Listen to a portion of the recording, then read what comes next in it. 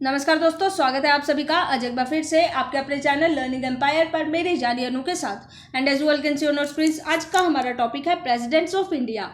आज हम लोग बात करेंगे 1947 से लेकर 2020 तक भारत के कितने प्रेसिडेंट रहे हैं और कौन कौन से प्रेसिडेंट्स रहे हैं, उन्हीं के बारे में हम बहुत इंपॉर्टेंट फैक्ट्स भी जानेंगे।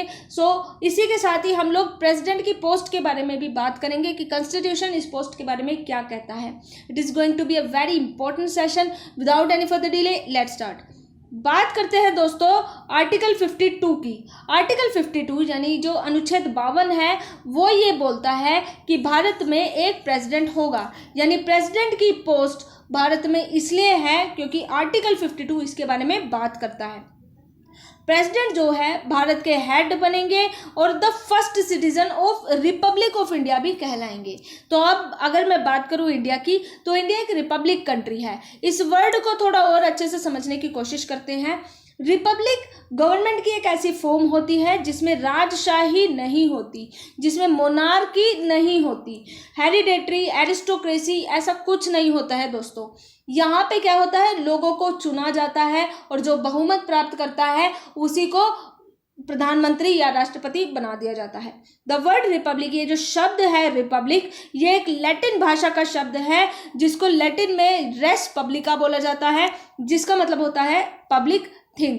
अगर मैं इंडिया की बात करूं तो India is a republic country, यानी कि a form of government in which representatives are entitled to act on behalf of the people whom they represent. यानी कि जो नेता जिस जनता के द्वारा चुने गए हैं वो नेता अपनी जनता की भलाई के लिए कार्य करें, इसीलिए रिपब्लिक का एक ऐसा रूप बनाया गया है।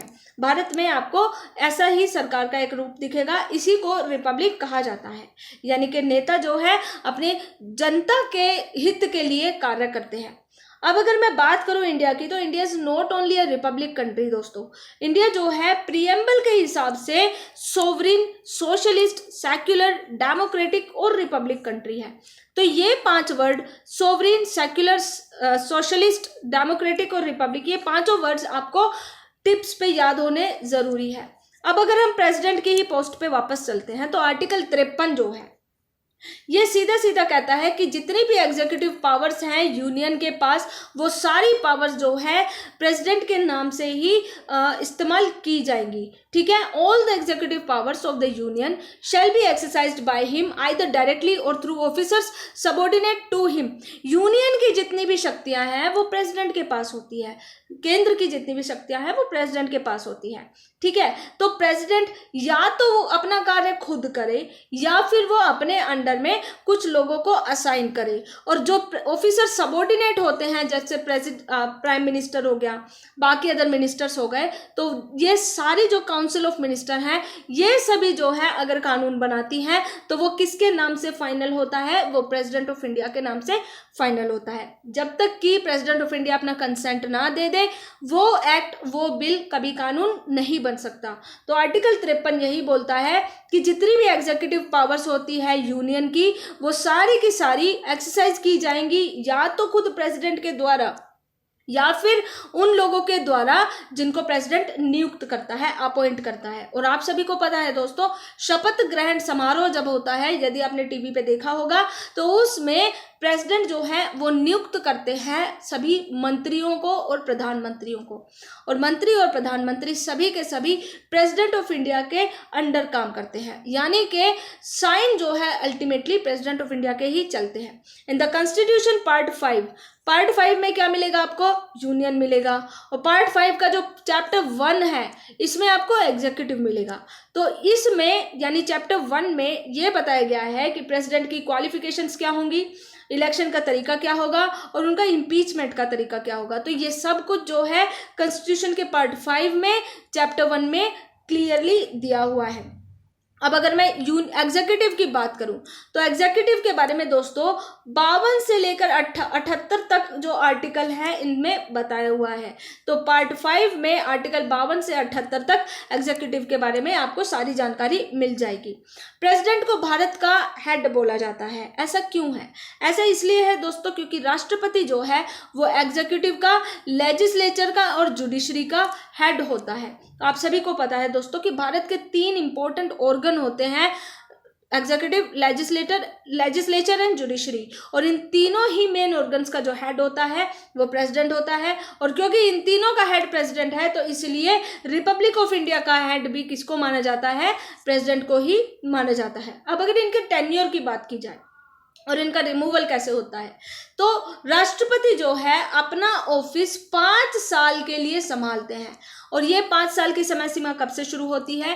जब से वो अपने ऑफिस में एंट्री करते हैं, यानी कि जब चीफ जस्टिस ऑफ इंडिया उनको शपथ दिलाएगा उसी दिन से राष्ट्रपति जो है भारत के राष्ट्रपति के रूप में कार्यभार संभालते हैं। यानी तो राष्ट्रपति जो है, आप सभी को पता चल गया कि 5 साल तक अपने पोस्ट पे बने रह सकते हैं।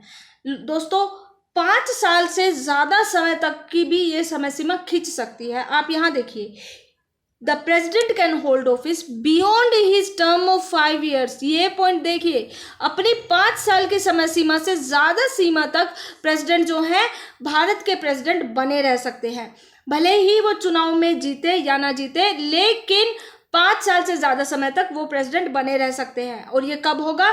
जब तक कि उनका कोई सक्सेसर जो है आके चार्ज ना संभाल ले। आप एक एग्जांपल लीजिए, मान लीजिए रामनाथ कोविंद जी हैं, वो अभी भारत के प्रेसिडेंट हैं, उनकी 5 साल की समय सीमा खत्म हो गई है।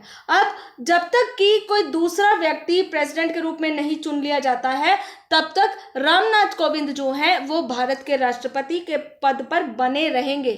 ठीक है, और वो कितने भी दिनों तक ये समय सीमा खींच सकती है। तो जैसे मैंने आपको बताया कि 5 साल तक का इनको टेन्योर होता है, लेकिन ये टेन्योर जो है स्पेशल केस में बढ़ भी सकता है। अब बात करते हैं टेन्योर से पहले ही अगर मान लीजिए इन्होंने रिजिग्नेशन देना हो तो he can resign from his office at any time by addressing to the vice president. तो प्रेसिडेंट किसको एड्रेस करके रेजिग्नेशन देता है? वाइस प्रेसिडेंट को एड्रेस करके रेजिग्नेशन देता है। ही कैन बी रिमूव्ड, तो रेजिग्नेशन के अलावा भी इनको रिमूव भी किया जा सकता है by the process of impeachment. तो इस इम्पीचमेंट के बारे में हम आने वाले सेशंस में बात करेंगे। प्रेसिडेंट जो है री इलेक्शन टू दैट ऑफिस के लिए भी एलिजिबल होता है। तो जैसे दोस्तों यूनाइटेड स्टेट्स ऑफ अमेरिका में समय सीमा है, कोई भी व्यक्ति 2 बार से ज्यादा राष्ट्रपति नहीं बन सकता है, लेकिन इंडिया में ऐसी कोई समय सीमा नहीं है। कोई भी व्यक्ति जितनी बार चाहे उतनी बार राष्ट्रपति बन सकता है, बशर्ते वो चुनाव जीत के आया हो। ठीक है, अब अगर हम बात करें इनके चुनाव की, तो इलेक्टोरल कॉलेज जो है एक ऐसी संस्था है जो भारत के प्रेसिडेंट का चुनाव करती है। इलेक्टोरल कॉलेज के कौन मेंबर्स होते हैं? तो जितने भी इलेक्टेड मेंबर्स होते हैं। कैसे मेंबर्स? Elected members only. तो वे सभी लोग मिलके इलेक्टोरल कॉलेज का निर्माण करते हैं। Elected members of both the houses of parliament, यानी लोकसभा राज्यसभा के elected members, state legislative assemblies के भी इलेक्टेड मेंबर्स, तो यूनियन लेजिस्लेटिव असेंबलीज जो कि दिल्ली और पुदुचेरी है, तो यूनियन टेरिटरी के भी दिल्ली और पुदुचेरी के ही इलेक्टेड मेंबर जो है ये सभी मिलके इलेक्टोरल कॉलेज का निर्माण करते हैं। याद रखिएगा, नॉमिनेटेड मेंबर्स इसमें नहीं आते हैं, इसमें सिर्फ इलेक्टेड मेंबर्स ही आते हैं। और ये कौन से सिस्टम के द्वारा वोट होता है? इसमें सिंगल ट्रांसफरेबल वोट सिस्टम काम करता है, यानी कि जो मेंबर्स की सेकंड चॉइस होती है वो भी काउंट में की जाती है। तो इसके बारे में मैंने और डिटेल में बताया हुआ है, मैं आपको लिंक अभी डिस्क्रिप्शन में प्रोवाइड करा दूंगी। एक और पॉइंट है, जैसे मैंने आपको अभी बताया है कि जितना भी एक्ट होंगे, जितने भी बिल होंगे, वो तब तक कानून नहीं बन सकते जब तक कि प्रेसिडेंट का कंसेंट उनको ना मिल जाए। तो no law can be imposed in India without the president's signature. तो इसलिए हम कहते हैं दैट द अल्टीमेट अथॉरिटी किसके पास होती है? प्रेसिडेंट के पास होती है। ठीक है, अब हम बात करते हैं भारत के राष्ट्रपतियों के बारे में। भारत के जो पहले राष्ट्रपति थे वो थे डॉक्टर राजेंद्र प्रसाद। डॉक्टर राजेंद्र प्रसाद, हम सभी को पता है, ही was the first president of India. इनका टेन्योर 26 जनवरी 1950 से शुरू होकर के 13 मई 1962 तक खत्म होता है, यानी 12 वर्षों तक ये भारत के राष्ट्रपति रहे थे। इन्होंने 2 बार भारत के राष्ट्रपति के रूप में कार्य किया था। और न सिर्फ ये भारत के पहले राष्ट्रपति बने थे, बल्कि राष्ट्रपति बनने से पहले ये भारत की जो कॉन्स्टिट्यूएंट असेंबली थे उसके भी प्रेसिडेंट थे। कॉन्स्टिट्यूएंट असेंबली के 2 प्रेसिडेंट रहे थे दोस्तों, आप सभी को पता होगा। डॉक्टर राजेंद्र प्रसाद जो थे वो परमानेंट प्रेसिडेंट थे, इनसे पहले एक और व्यक्ति थे जो टेम्परेरी प्रेसिडेंट थे, जो सिर्फ एक ही दिन के लिए कॉन्स्टिट्यूएंट असेंबली के प्रेसिडेंट बने, और वो थे डॉक्टर सच्चिदानंद सिन्हा। तो टेम्परेरी प्रेसिडेंट अगर बात आएगी तो सच्चिदानंद सिन्हा, परमानेंट प्रेसिडेंट की अगर बात आएगी तो डॉक्टर राजेंद्र प्रसाद, और वो किसके? कॉन्स्टिट्यूएंट असेंबली के। ठीक है, आप सभी को पता है ही was the chief leader of the Indian independent movement.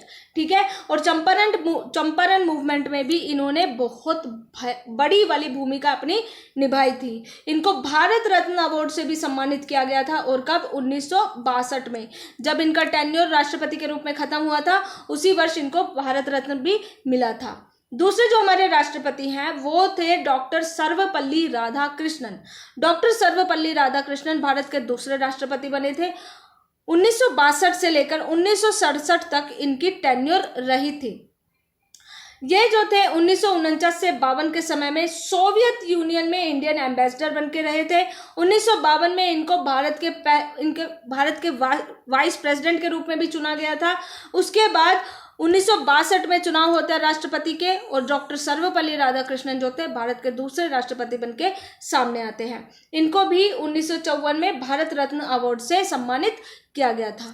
Bharat के जो तीसरे प्रेसिडेंट थे वो थे डॉक्टर जाकिर हुसैन।